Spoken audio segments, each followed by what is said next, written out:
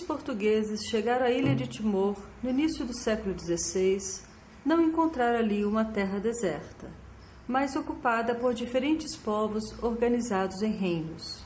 Os europeus estavam interessados no sândalo, árvore que se encontrava em abundância nos bosques daquela ilha da Insulíndia, algo semelhante ao que acontecera no Brasil com pau de tinta.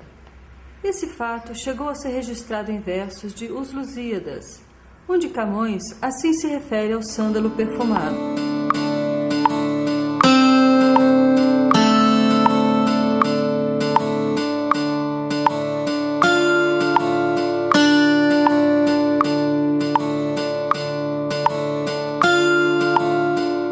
Ao longo do tempo, a exploração resultou na quase extinção das árvores de sândalo. Porém, a língua portuguesa e a religião católica permaneceram. Depois de uma longa e dolorosa resistência pela independência, não contra Portugal, mas contra a ocupação indonésia, a República Democrática de Timor-Leste foi reconhecida internacionalmente como o primeiro país a fazer parte das Nações Unidas no século XXI. Em 2008, a República Democrática de Timor-Leste abriu a sua embaixada em Brasília, e o Sr. Domingos de Souza foi designado para o cargo de primeiro embaixador de Timor-Leste no Brasil. Domingos de Souza se dedica também à preservação histórica da resistência timorense e já publicou 4 livros em tom memorialista: Olobai 75, o romance Colibere, Histórias da Resistência Timorense e o livro de poemas intitulado Murmúrios da Alma Timorense, sendo que os 2 últimos foram editados no Brasil. Bem, eu sou timorense, como vocês sabem, e natural do distrito de Manatuto, e estudei na escola primária no Colégio dos Padres em Soibada, que você deve saber, e depois, mais tarde, ingressei no Seminário Maior, Seminário Menor de Portugal, e depois segui até Portugal, fiz a filosofia em Portugal. Estive um pouco também na Universidade Católica de Braga, estudei um pouco humanidades na Universidade de Braga. Comecei a trabalhar em 1974 e era professor na escola técnica de Dili, a escola que eles chamavam por escola Professor Silva Cunha. Depois dava também aulas um pouco estas no Externato de São José, pertencente à Diocese de Dili. Aí comecei a minha carreira, a minha profissão como professor. Ainda estava naquela ebulição dos partidos políticos. Foi precisamente nesta altura quando eu regressei de Portugal para Timor. Eu estudei em Portugal 6 anos. Estive 6 anos. Estive em Évora, depois fui para Braga. Bem, a literatura sempre foi uma coisa que eu gostei muito, porque no seminário onde estava a estudar, deu-se muita importância sobre a literatura. E então tive muito contato com os autores portugueses. Líamos muitos livros portugueses, da literatura portuguesa. E aí, claro que eu comecei a gostar da literatura.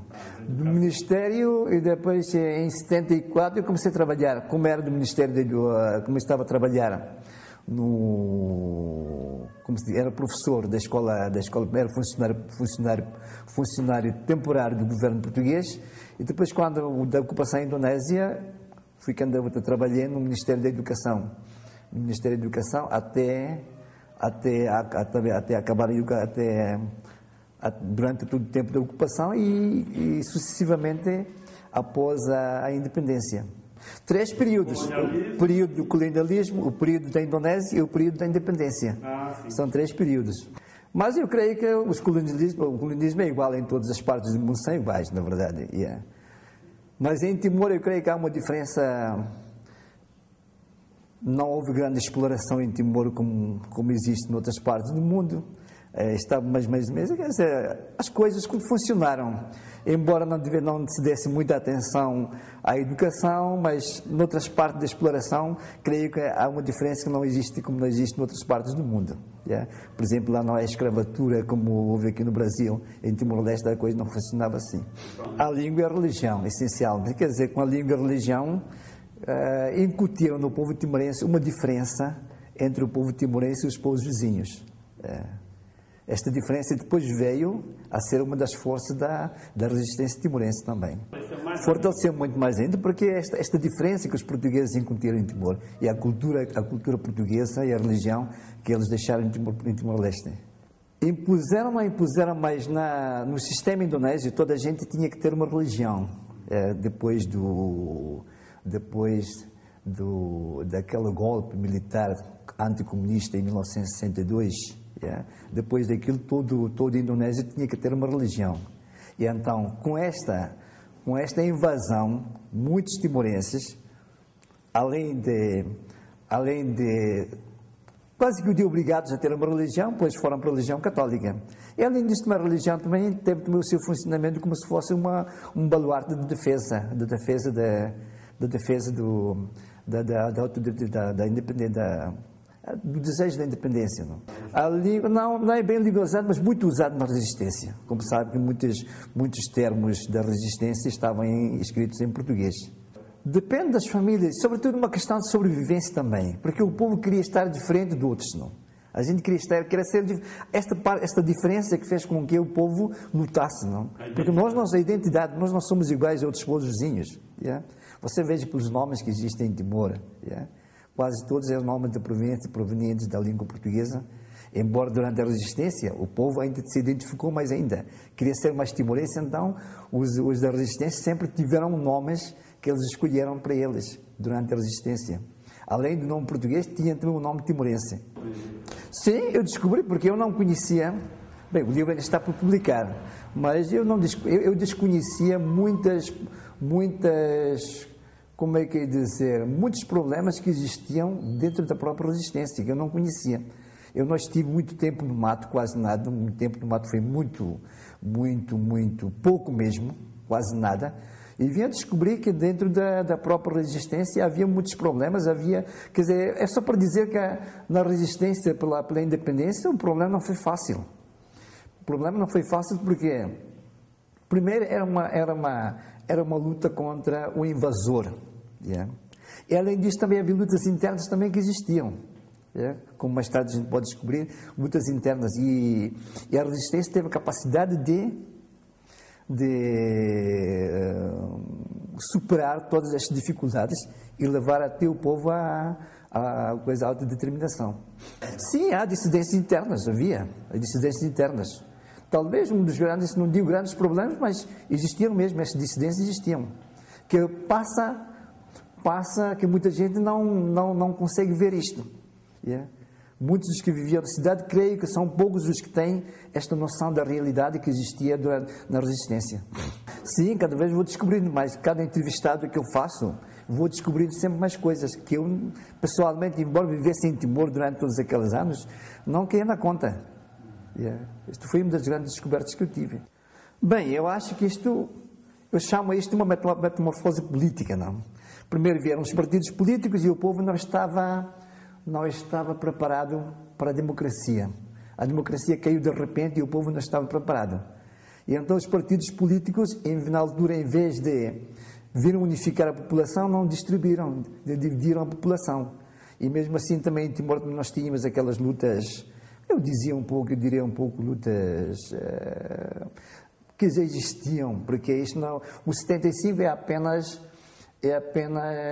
uma afluência de vários problemas que existiam já anteriormente. Yeah? Por exemplo, tínhamos o caso de 1912, a guerra de Dom Boaventura, que já dividiu o povo. Eu não sei se lembram, Dom Boaventura que fez um dos grandes movimentos contra o português, talvez das maiores revoltas que houve em Timor. E depois veio o 59 de Viqueque, a revolta de Viqueque, e depois veio o 75, mesmo. Claro, tudo isto estava. E então o 75 apareceu e muitas dessas influências,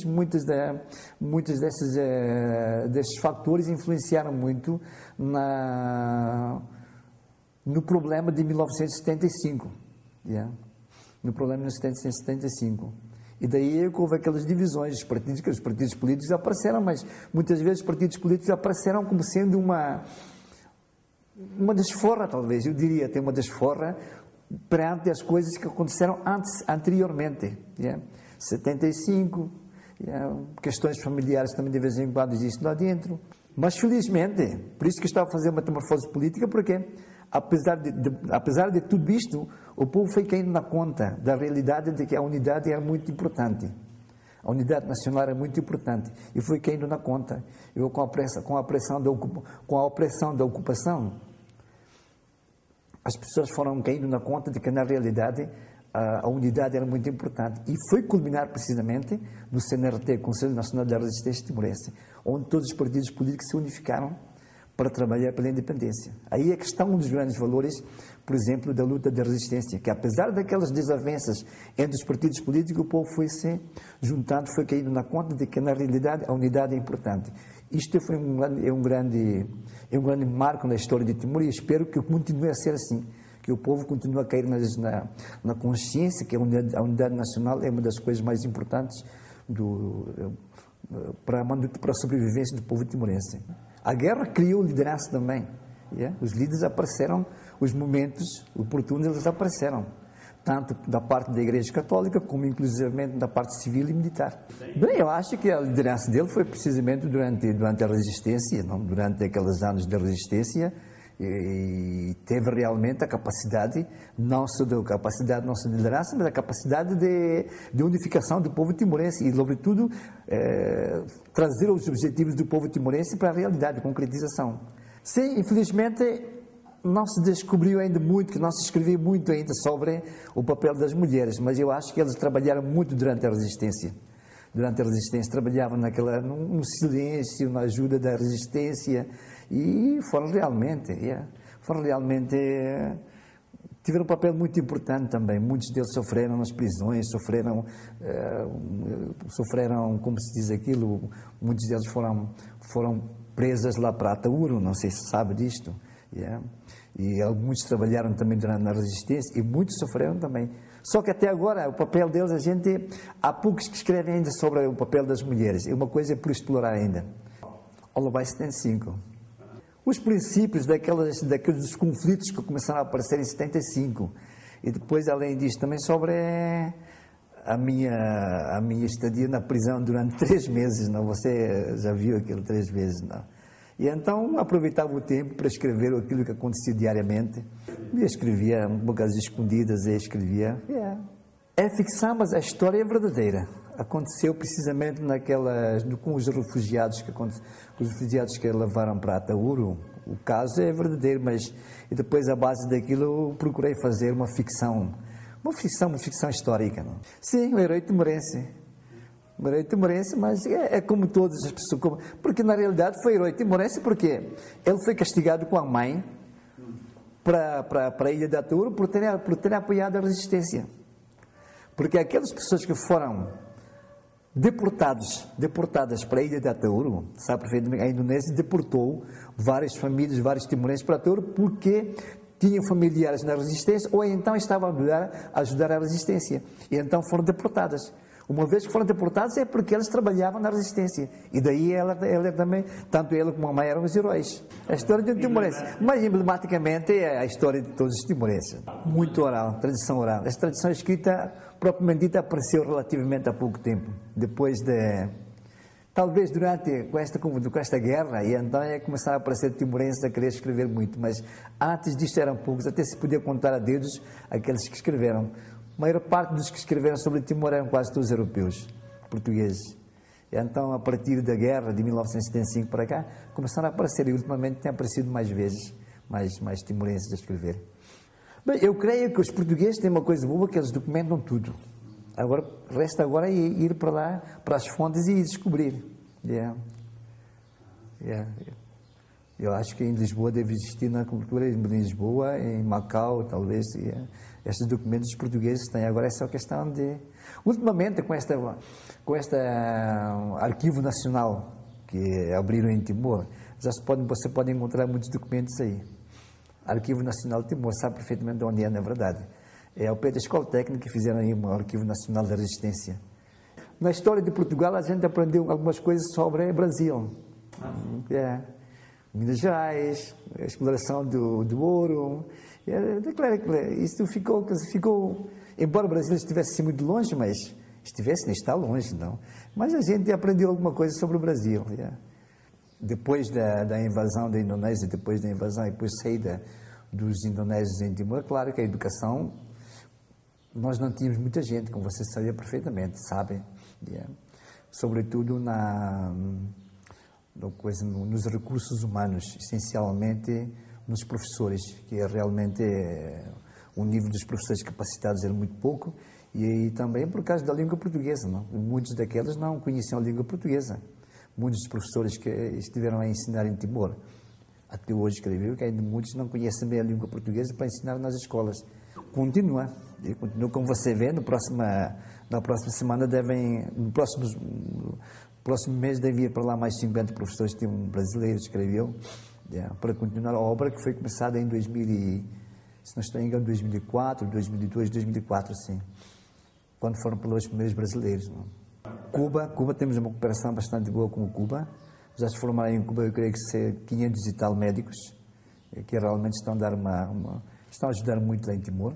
Também tem o curso de medicina, e além disto, eles estão a ajudar também naquele programa de Eu Poço, aquele trabalho, né, que o senhor também esteve lá, creio eu, da escola de alfabetização. Levaram para lá aquele programa de Eu Poço. Mas que é certo, porque você sabe perfeitamente que em Timor nós tínhamos 3 frentes, não?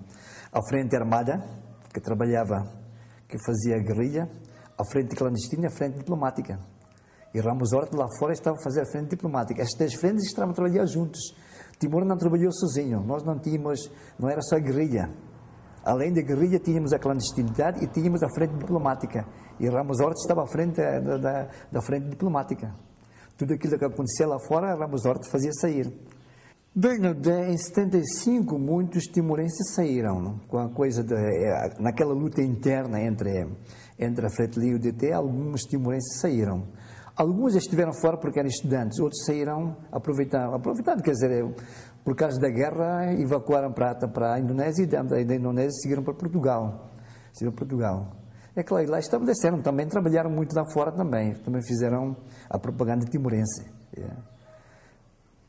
Neste momento presente, eu creio que há bastantes timorenses fora, muitos estudantes. Como sabem, aqui no Brasil temos 100 e tal estudantes aqui, na Universidade de Unilab, Universidade de Lusófona-Brasileira, e depois Paraíba, se não queria estar aí, mas há alguns que são sustentados pela CAPES, aqui no Brasil.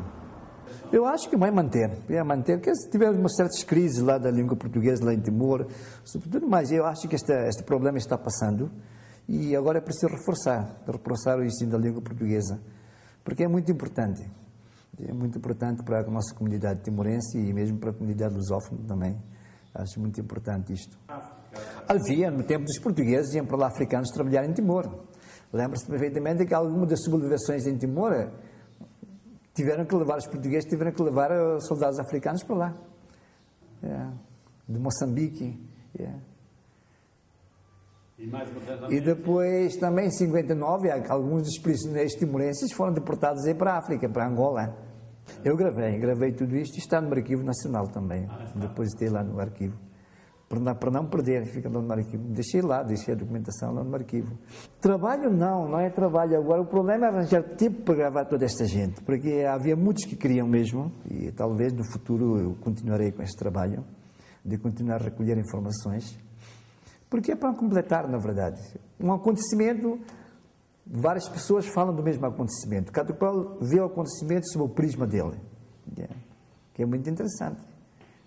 Mas todos têm vontade de... Todos têm vontade de exprimir, não? Cada qual vê o acontecimento, mas sob o prisma dele. Como é que era? Um assalto, por exemplo, em Matibian, fizeram os indonésios, olha, um falou da posição, ele esteve num lugar, falou a posição dele, o outro falou da situação dele. É claro que a gente tem que acumular, não podemos fixar apenas na posição de um, mas várias pessoas falam da mesma situação. É interessante estar nisto. E cada qual tem a sua maneira de exprimir, de falar e de ver o problema. Obrigado. Muito obrigado.